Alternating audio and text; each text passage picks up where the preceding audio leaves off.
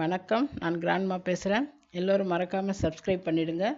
கன்னட திரைப்பட நடிகர் தன்னுடைய தீவிர ரசிகரை தன் ரசிகர் என்று கூட பார்க்காமல் மனைவி இருக்கும்போதே வேறொரு பெண்ணுடன் உறவில் இருந்த பெண்ணுக்காக ரேணுகா சுவாமி என்ற ரசிகரை அடியாட்களோடு சேர்ந்து கொலை செய்ததாக காவல்துறை கைது பண்ணியிருக்காங்க. கொலை செய்யப்பட்ட ரசிகரோட பரிதாப நிலையை பற்றி தான் பேச போகிறேன். உண்மையான ரசிகனாக இருந்திருக்கிறார் ரேணுகா சுவாமி. ஆனால் இந்த தர்ஷன் மனிதாபிமானம் இல்லாத மிருகமாக இருக்கார். தர்ஷன் கூட 10 வருஷமாக நான் வாழ்ந்துட்டு இருக்கேன்னு பவித்ரா கவுடா என்கிற நடிகை ஃபோட்டோ போடுறாங்க.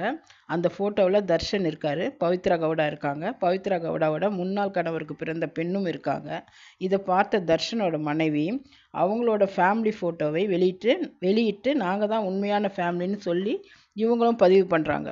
இந்த பவித்ரா கவுடாவால் தனக்கு பிடித்த நடிகர் அவர் மனைவியும் பிரிஞ்சிட போகிறாங்கன்னு நினச்சி ரேணுகா சாமி